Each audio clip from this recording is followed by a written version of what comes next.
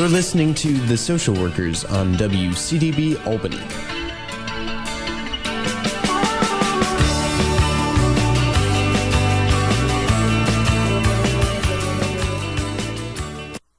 And welcome back. My name is Eric Hardiman, and I'm here again with co-host Alyssa Lotmore. Welcome back, Alyssa. Hey, Eric. Really excited for today's segment.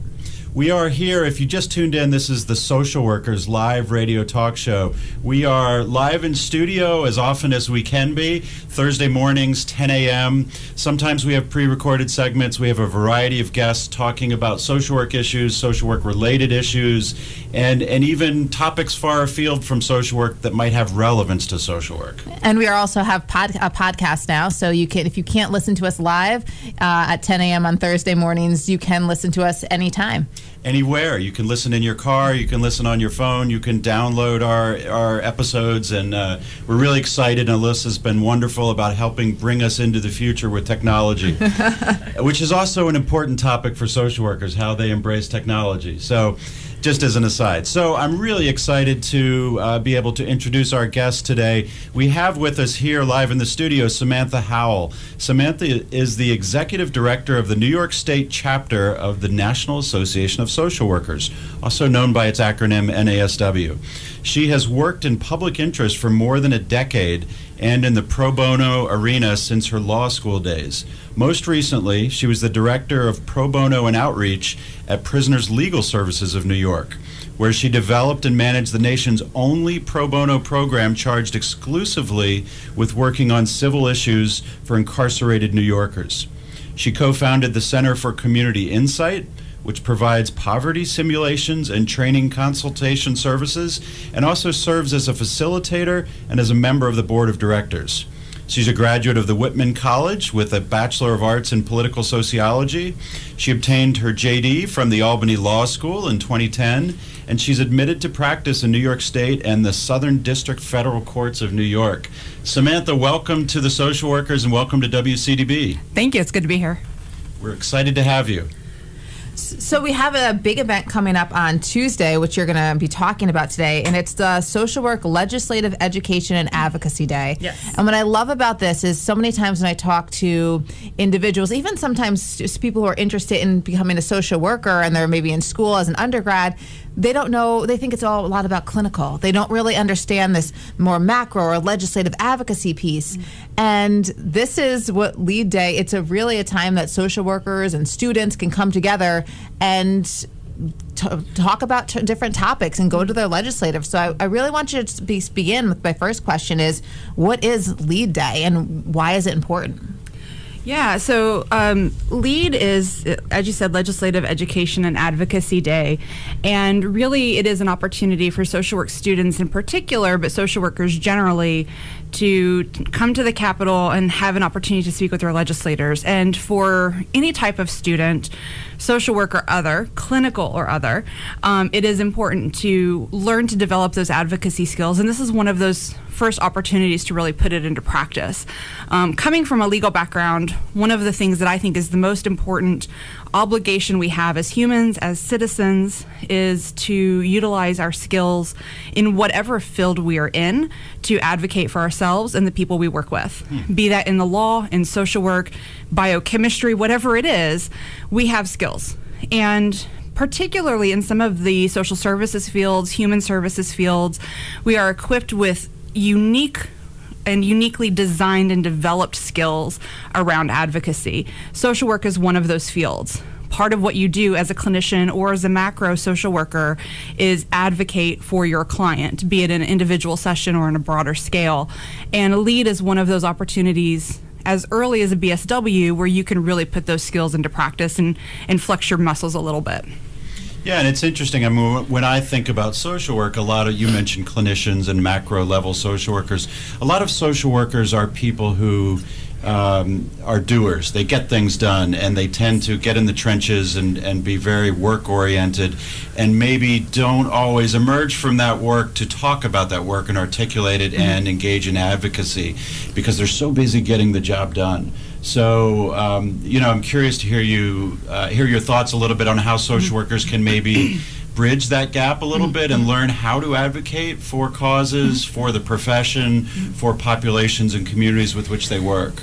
Yeah, so one of the things that I think is really challenging for folks, and I hear this a lot from clinicians especially, is, they work all the time. They work 2 and 3 jobs. We know that social work salaries are not sufficient for the work that they do and the responsibilities with which they are challenged and asked to fulfill. But part of the challenge, I think, is balancing the personal responsibility you have in your profession and then that greater communal responsibility that we all have, right? I think personally, and I think this is where LEAD kind of bridges this a little bit, it helps us find that balance. Be it through letters to the editor, lobby days or advocacy days, having a conversation with a family member or a neighbor who disagrees with you on a topic. We have an obligation as citizens of the world, really, to try to make it a better place and to try to bring the people around us to a place of love and understanding and tolerance and acceptance, right? I think that's kind of what most social workers are going for. I think that's what a lot of humans are going for generally. And, LEAD is one of those opportunities where, regardless of what your future is, you're going to be doing this in a clinical setting, one-on-one, or a macro setting in a bigger place, but you also have to come up for air sometimes and see the bigger picture. Right. It's one thing to be able to sit and see the product of your work, which is fantastic, but it's also important to see it in a bigger scale, in a global scale.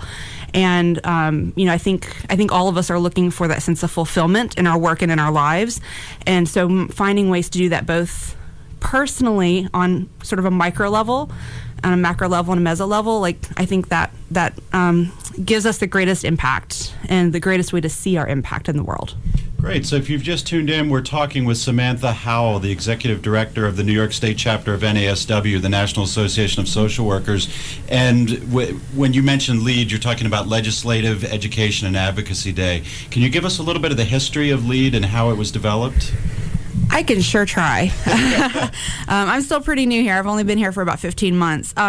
So LEAD, from my understanding, we've been doing it now for several years, and it's a collaboration between the Dean's Association, school social work groups. We brought in the New York City chapter this year, and it really just serves as I said, as an opportunity to get social workers used to the idea and exploring the possibility of how they interact with sort of that power structure, that legislative body.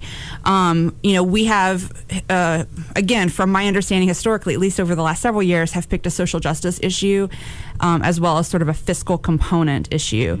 So last year, for example, we had the Social Work Investment Initiative, which at the time was a 5-pronged initiative, the biggest component of which was a resolution to the licensure exemption. And then we had our social justice component, which was the end of conversion therapy. We won both of those topics. Go us. It's been a great year for social work when it comes to legislative work. And so this year we have the remaining 4 prongs of the Social Work Investment Initiative, which are financial components. And then the social justice issue this year is racial equity. It originally was going to be the DREAM Act, but again, we won that before we even got to announcing our LEAD topic. So we had to actually delay our LEAD because we got rumor that DREAM was going to pass early in session. And so You're so good. Yeah, we're so good. They knew we were it. coming. And I mean, last year we had over 660 students register. This year we're well over 700. So I think, it goes without saying that there's a desire to be involved. And, we had at the end of last year was a weird year because there was a blizzard. We had to reschedule our LEAD event. By the time we rescheduled, licensure exemption had been taken care of as part of the budget process. So when we rescheduled, conversion therapy was our only issue. But we had more than 100 students show up, and it was an incredibly powerful day. We had a rally, on the $1 Million Staircase at the Capitol, and within 48 hours, we had 4 additional bill sponsors. And this has been this was a very controversial bill for a decade.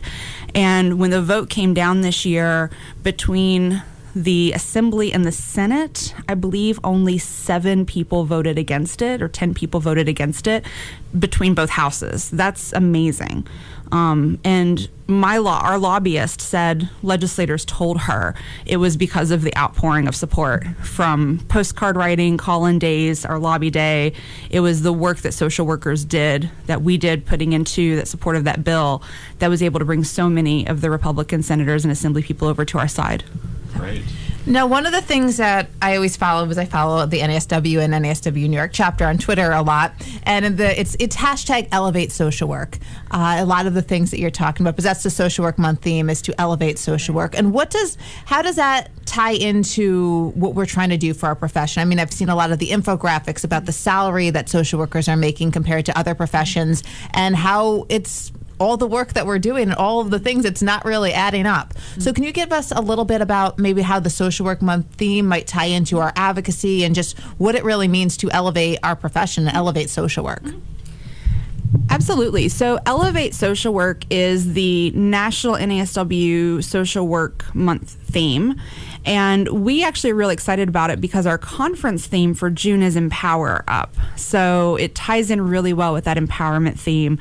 I think where Elevate and Empower both come up, especially with salaries, is the idea of really raising awareness around social work and what the profession offers.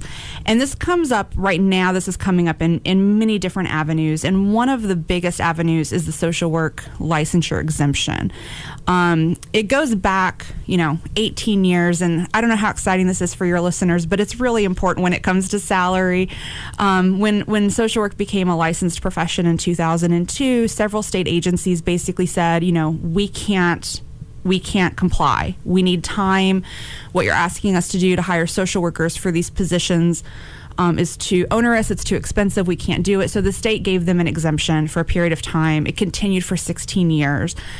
And practically what that means is that state agencies, including the Office of Mental Health, the Department of Corrections and Community Supervision, and several other agencies, were hiring unlicensed individuals to provide mental health services, including diagnosis, instead of hiring properly licensed and trained and educated people like LCSWs. When you're talking about salaries, right? You go into, say, Office of Mental Health or the Department of Corrections, and they have the opportunity to hire an LCSW or an LCSWR who has all of the training, all of the supervision, all of the requirements that are necessary to get that title. And then they also have the opportunity to hire someone without all of that. And the pay is going to be lower. Right. So there has been, for 16 years, I think, this effect on salaries that we are going to see changing because of the resolution of that exemption. Now, I can't make guarantees, of course, but I think when the state has to start hiring these professions, I think they're going to start seeing that the demand is going to be a little different than what it used to be, and it's going to drive that salary up a little bit more. And now that's in one context. Sure. The other context where it's coming up, and I see this a lot, I've seen this coming up before I got to NASW, is in the legal field. And increasingly, attorneys are realizing that they need social workers because, especially in the civil legal service field, attorneys who do housing, public benefits, family law, they're being asked to do things that they aren't qualified to do. Yeah. And that is the job of social workers.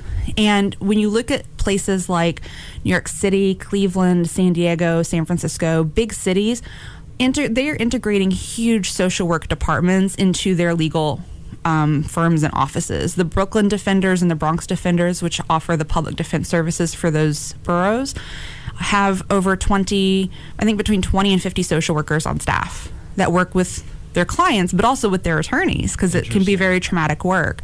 Cleveland has social workers on staff at their legal aid office. San Diego has social workers on staff in their legal aid office. I brought in social workers in my former firm, social work students, and they're looking at hiring social workers now to work with their immigration department. So I think more and more you're seeing this. There's also implementation of a settlement regarding public defense services in New York State that's going to require caseload management stuff behalf of public defense cases, but part of that settlement is also going to require hiring social workers for public defender offices. So there's a whole expansion, and it's going to raise awareness, and that's going to affect salaries, I think. So the next couple of years are going to be really exciting for us. It's a fascinating time for the social work profession. Yeah. When we talk about it even in the classroom, we talk about social work as being a very contextual profession, and it exists in the societal context and the times in which we live. And it's a responsive profession that responds to the cultural zeitgeist and to the political times and to the socio-economic trends and legal trends. And that intersection of the legal profession and the social work profession is really fascinating. We've, for a number of years now at the School of Social Welfare, have had a joint degree where students can get an MSW, a master's degree in social work with a JD. And it's often hard to recruit students into that, for students to really see the benefit of why would I want a legal degree and a social work degree. And part of what I'm hearing you saying is that intersection is a rich area in the future. Yeah, it absolutely is a rich area. It was one of my primary interests and reasons for coming up here to go to law school was actually I'd originally planned to do a joint degree and ultimately decided to put my focus in public interest, and I've gone back and forth several times. But it's when I speak at legal conferences every year pretty much, and for the last several years what I've seen is increasingly more topics on social work and integration. I've presented on it. I actually took 2 social work students from your school last year to San Diego to present on that topic. Very well received presentations. So I think more and more people are understanding what these roles are and why they're really important, and where that intersection, it makes so much sense. I mean, when you think about especially in certain types of civil legal services or even in criminal justice and the criminal system, the trauma that people are going through and the benefit they would have from having social workers there to provide those services. And the other thing too, just to keep in mind is, the Department of Labor has reported that social work is the fastest growing profession. It's growing at roughly twice any other profession, 15%. And I think, like you said, it's a reflection of what's happening. And that's not just a reflection of the legal profession, but it's a reflection of society and a reflection of the environment and sort of the temperature. And I think people are sensing that there's going to be a continued need for these types of services. And, salary notwithstanding, this is not discouraging people from going into what's a very important field. Right. Well, I just think that people are beginning to realize, like you said, the need for social workers in all of these different fields. And a little bit about our show, in case you aren't aware, like one of the things that we want to is, we always say, to see the public as client. How do we reach individuals who might never have considered seeing or using a social worker? And how do we get people to know who we are, what we do, and that we are experts in our field, and we do more than just, clinical work or whatever it is that people have or think that social workers do, because there's a lot of misconceptions about who we are and what we do. Because if we don't tell our own story, someone else will, and they'll tell it wrong. So one of the reasons that we have the show and actually started creating it was to give social workers, either students or professionals or alums, people working in local agencies, the opportunity to share their voice. So that was one of the ways that we've been trying to kind of like elevate social work in more of that educational type of setting of how do we let students know and, recent graduates that they can have a voice, they can share their expertise. Because I was talking with some students the other day, and they're working at their field placements. They were in social workers who are partnering with the local bids to say, here's how people who want to start their new business, but they still need social workers to sort of help and guide them through that process. And it was something that I knew nothing about, but they were gaining expertise through their field placement, and they were able to share that. So it just shows how many different areas that social workers can practice in, and there's all these different ranges of expertise. Even if you're in the field, there's just so many different populations you can work with. So I'm really glad that I really love the theme to elevate social work, and I've been using the hashtag like crazy and everything that I can do, because I think it's a great thing. It's something that we've been trying to do for years with our radio show, is to elevate social work in this way, that one way that we can. Yeah. And I think, for me at least, one of the things that I always focus on is, for me personally, I went to law school. A lot of my friends are attorneys, and most of my friends work in civil legal services in one way or another across the country. Most of my friends do this kind of work. And so I'm always interested in how they, what they're doing. And what I hear from attorneys, and the statistics bear this out, it's one of the least healthy professions out there. You look at the suicide rates, the alcoholism rates, the depression rates, and it's one of the worst professions that there is. And, the American Bar Association, for example, has come out with these studies about the need for mental health services and all of this, and yet they're woefully underutilized by the profession.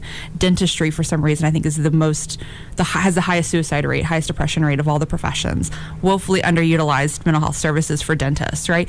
And so you look at these professions, and what I'm starting to see nationally is a recognition that the work that a lot of folks do is actually really traumatizing, and that they do need access internally, right? Law firms are starting to look to bring on social workers to work with their attorneys because the law firm culture can be so toxic.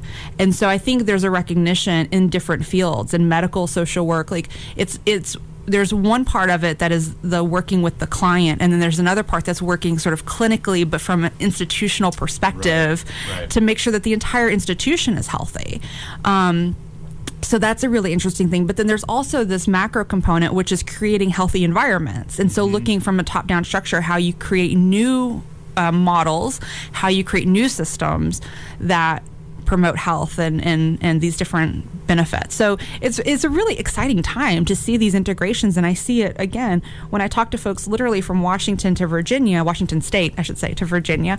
I hear this over and over. It's a consistent theme, and it's really exciting. Well, you mentioned the word integration. That's a very important word for social work, and social work is a profession that works across multiple disciplines and interdisciplinarily. It works, within systems and multiple multiple layers within systems and institutions within our society, and often that is not just the intersection of those entities, but the integration of them. So we're starting to see cross-sector integration. Absolutely. And populations working together and communities working together, and social workers and the social work profession can position itself to really be at that integration of multiple avenues, if you will. Yeah, and that's, if I may, that's part of what's so exciting about our lead topic this year with the racial equity assessment and legislation. Segue, very subtle.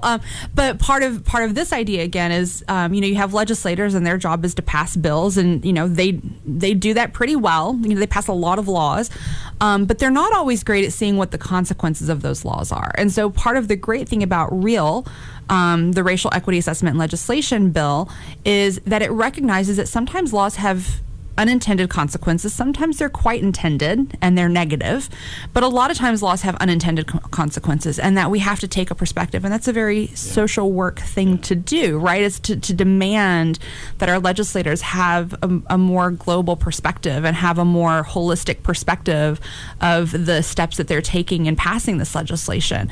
And so when you look at situations like, the one that I keep bringing up is, I'm like, what if they decided to pass a bill saying, excuse me, zip codes that have an average, a median income of $50,000 or more get their potholes filled first because they pay higher property taxes. Right. From a fiscal perspective, that makes sense. But there's a racial equity impact there, right? You need to have somebody to point that out. Right. And you need to have a committee to point that out. And so having that perspective, because sometimes when you're looking at it just from a fiscal perspective or just from a legal perspective, you're blinded to those social impacts. And so this is a really exciting thing to see coming up this year.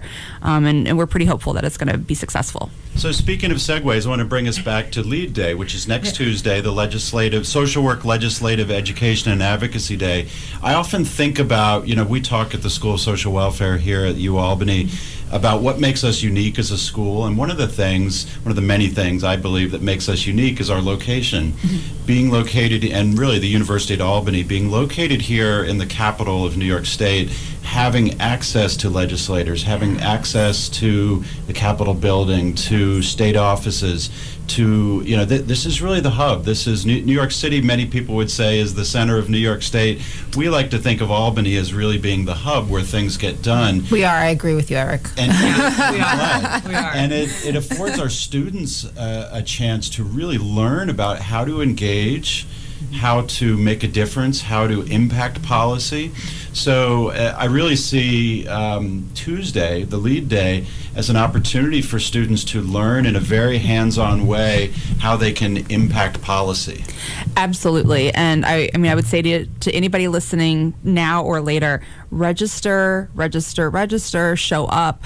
As I said at the top of the show, one of the most important things that I think we have, one of the most important obligations we have as citizens, as humans, as social workers, as professionals, as neighbors, is to engage, to advocate, to use our voice to make things better.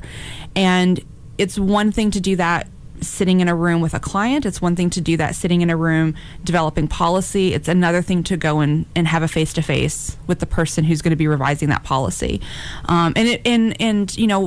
It impacts everybody, like even the clinical social workers. When you're talking about Medicaid reimbursements, when you're talking about scope of practice, these are policies. The things that you can do as a clinical social worker are set out by your legislators. And so it's very important that everybody be involved and engaged in this process. So LEAD is a fantastic day. It's going to be tons of fun. We have a big rally. We have tons of legislative visits scheduled. We have free swag, free coffee all day, snacks and orange juice. It's going to be a lot of fun. And we have, it's going to be the largest LEAD we've ever had. So today's the last day to register for folks. If they haven't, they should do it. And absolutely. Where can they register? NASW-NYS.org. So go to our website. You can also just Google NASW-NYS LEAD, or call our office at 518-463-4741. I don't call my office that often. But they absolutely should. I mean, this is, one of the great things about doing advocacy, and this has been borne out by surveys of federal staff, is the most effective way to convince an undecided member of a legislature what to do is a face-to-face meeting. Right. And so LEAD gives people an opportunity to speak with their legislators, especially their undecided legislators, about what to do on very important legislation. It is effective, and they absolutely should get in the habit of doing it. Right. I'm really excited. I will be there on Tuesday, and I just bought a ton of poster board and markers for students to come to my office and make posters. So we will be very we'll have a good display of our pride for this profession and our commitment to helping working with these issues. As we wrap up, one of my last questions is, let's say someone's listening to this after the LEAD event. What are some other ways that we can still be active in advocacy, legislative advocacy? What are some ways as social workers we can still put ourselves out there and make these macro level changes? So, policy happens year round. We get really excited during legislative session because it's a really exciting time. So January to June, especially January to March, because it's the budget legislation, and so it's really exciting for us.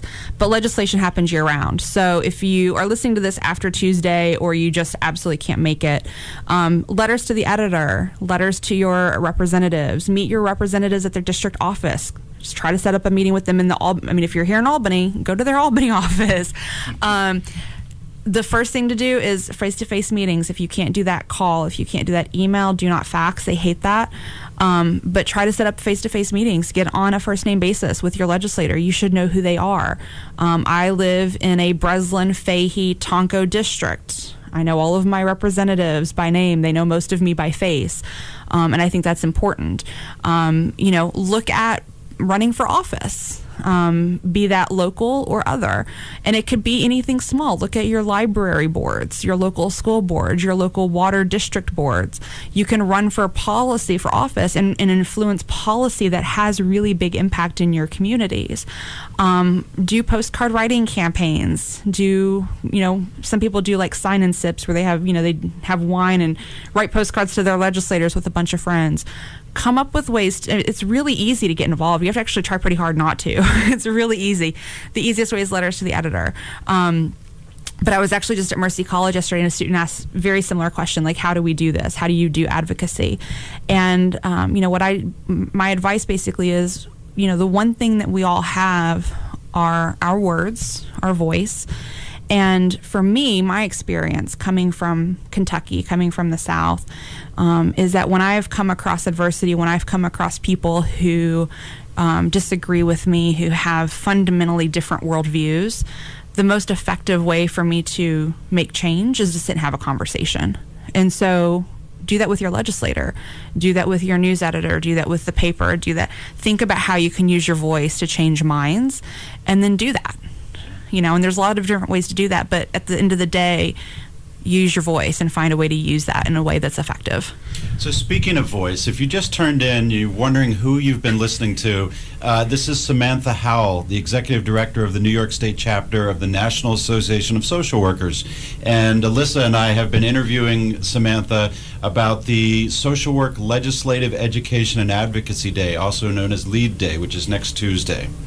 Yeah. So, and if they did just tune in, they missed our segment, but there's no worries because we are now available on podcast format, so you can listen to us anywhere, anytime you want. And I think YouTube and Facebook and Twitter and probably more. Yeah. So right? If they want to follow us on Facebook and Twitter, we are at Social Workers FM, and we also are on iTunes now as well. And our website for our podcast also is the Social Workers Radio Talk Show.simplecast.fm. So we are available in all different areas. So if you did miss this segment, no worries. Do not fear. It is okay. You can listen to us later on today. Samantha, we've really enjoyed having you here in the studio and talking to you about these exciting issues. For me, it really brings up, as we talked, to bring this full circle to the beginning about social workers coming out of the trenches a little bit and trying to find a voice for themselves, for their profession, for their communities, and maybe even more broadly for society. And that's tremendously exciting. I mean, that's making a difference. And it's great to see you inspiring students and working with students, inspiring social workers and working with social workers. I'm going to put you on the spot and invite you down to the School of Social Welfare. I hope you'll come talk to our students at some point. Anytime, as long as I can find parking. I'm happy to be here. We'll find a parking space for you, but I would love to have you come down and talk to our students. I'd be happy to. They really benefit from that. Great. Thank you. I would love to. I love working with students, and I agree with you 100%. This is a really exciting time to be involved and to be a social worker and be an emerging social worker. There's so much potential and growth in this profession. So I hope to see everybody out there on Tuesday, and we can just blow the entire legislature out of the water. So what time Tuesday and where? Just so the details. Exactly. Yeah. So the people should get to West Capitol Park, which is the park behind the Capitol if you're looking at it from the Hudson River. So the park, and you want to be there by 9. We're going to do registration, check-in outside, and then we're going to have a rally, and then folks are going to break to go to their legislative appointments, which will begin at 11, but people have to get through security and stuff. I will tell you it's supposed to be really cold, so bundle, but we will have reusable hand warmers that folks can get. It's one of our swag items this year because we were thinking ahead. Well, we're going to be so excited. We're going to have so much energy. We'll just stay warm anyway, because I am really excited about this. So thank you again so much for being on. This was such an important topic, and I think not just for the social work students who are listening, but for really everyone to know really who we are, what we do, and that social workers are out there making changes to policy, and that we do that too. That's just another thing on the list of things that we do. And we are really trying to, hashtag elevate social work. So thank you so much. My pleasure. Speaking of bringing it full circle, you've been listening to the Social Workers Live Radio Talk Show. I'm Eric Hardiman, and I've been here with Alyssa Lotmore, my co-host. It's been a great episode, I think. I hope you'll stick around and listen to more, and to tune in on other Thursday mornings at 10 a.m. for future episodes and even archival episodes. Sometimes if we're not able to be here live in the studio, we'll play a pre-recorded interview that Alyssa and I may have done with someone. We may have telephone interviews. We're trying to use technology to its maximum potential when we're not able to be here in the studio. Yep. We're on air, online, and anytime, so they can always find us. So thank you so much for listening today. And stick around, stay tuned for more here at WCDB Albany.